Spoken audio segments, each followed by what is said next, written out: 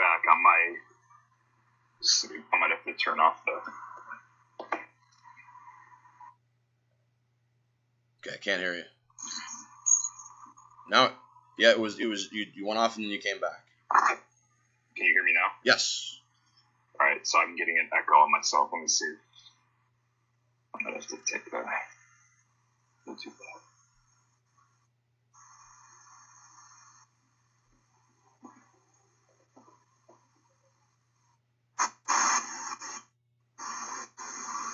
All right, let me see. I don't hear the echo anymore. All right, so I guess I just have to do Bluetooth. Okay. You still got me? Yeah. Is the audio okay? It'll do. It's. All right. I think you can tell you're outside, but it's okay. We'll make do. We'll make do. Sounds good. All right, here we go.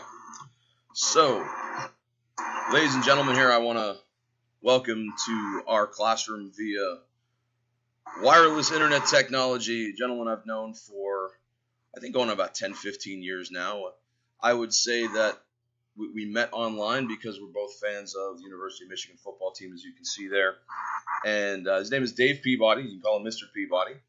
And he's going to talk to you a little bit about his career, what he does, what school was like, and maybe some other things that he wants to throw in there. So, Mr. Peabody, can you give us a little bit of a background first off?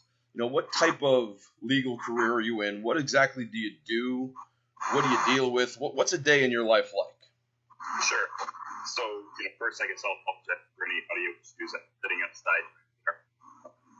Best possible connection, but so what I do is essentially I'm general counsel, among other things, for a large property management company that's based here in a day in my life, it can vary.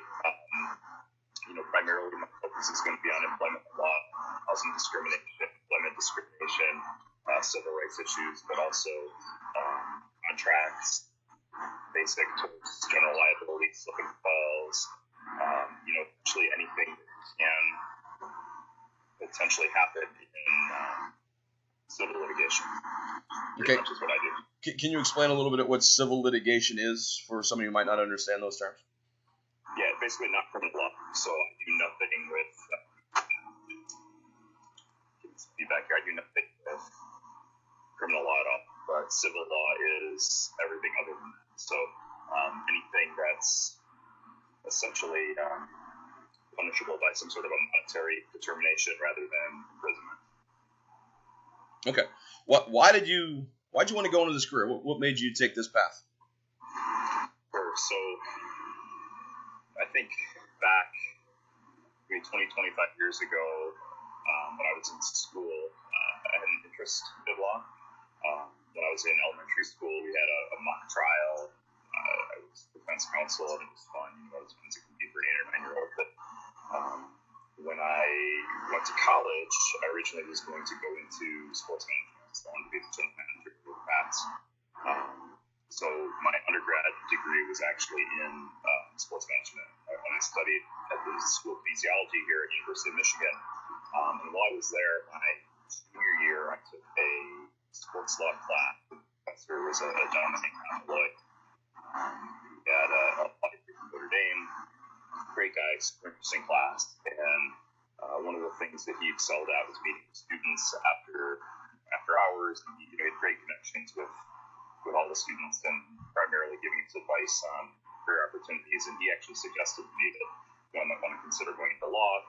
I knew I didn't want to go to law school directly after I graduated. But that following year, before I graduated, Professor Malloy passed away. And it always kind of stuck with me that, this guy gave me this advice. So 2 or 3 years after I graduated, I joined the company that I currently work for, and I kind of identified the need for house counsel and the need to address certain concerns as we were growing, and went back to law school, and that's how I got into law. How you talk a little bit, like you said, this wasn't your major at the University of Michigan. What was your college life like? How did it differ from high school understanding that the kids that we're talking to today are in high school like 40, 50, 60 years after we've been in high school, it feels like. Right.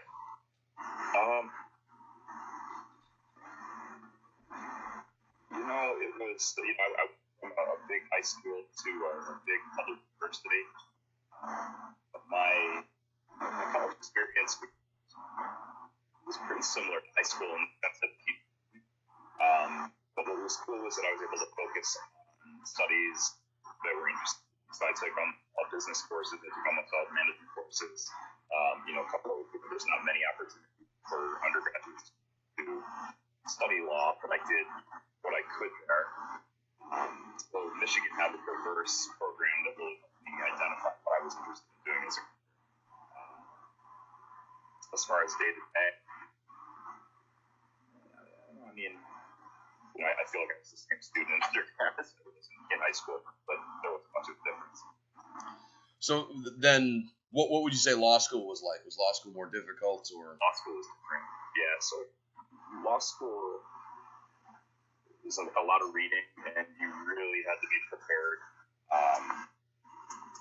each day for class. In high school and in undergrad, I could get by without doing the reading. I could show up to class, and for the most part, I was always smart enough to get all the tests. By the time I got to law school, though, they use the Socratic method, which is you read the cases, you go to class, and then the discussion is organic. So the professors have talking points, but they're not going to sit there and lecture you for 2 or 3 hours. The class, their interpretation of the cases, leads the discussion, and what they do is called the cold call. You're getting cold called, right? And then when you get cold called, you have to present the case. So you don't know, maybe for 90% of the classes if you're in law school, what cases you may or may not get called on. So it could be, I guess for lack of a better term, Russian roulette if you're unprepared, where you could go into class having not done reading and not get called on and be okay, but you're going to be behind because you're not going to understand the discussion. Two, you get called on, you're going to get kicked out. They kick you right out. So the level of preparedness was kind of a shock for me. And I was an older student, so I started law school when I was 26, and there was a mix of students in my law school class. There were kids straight out of undergrad, and then there were also some retirees, some guys that were retiring from General Motors. There was a retired doctor, and they were just trying to hang their shingles and go into private practice as a retiree career. So preparedness and the amount of work was significantly greater in law school than in undergrad. Would you say that's probably the hardest part for you? Sorry, what was that? Would you say that the reading all this stuff was probably the hardest part for you? What was the hardest part of law school for you? Time management. So I was working full time. And I was going to law school, and law school is a full-time job in and of itself. For every hour of class, there's about 3 hours of reading that you have to do. Your first semester is significantly tougher than the other semesters because you're adjusting and you're learning how to do it. So, the expectation that the school will have of you to be prepared, kind of dwindles as you progress. In my first semester, it was, trying to understand the cases, what I need to pull out, what's important, what's not important. You don't know anything, so you're going into this thing fresh, and there's not much of a margin of error. But as you get deeper into your career in law school, you learn more about what's relevant, what's not relevant. You can do the work faster, but time management is huge, and it was something that I never really had to deal with in high school or in undergrad.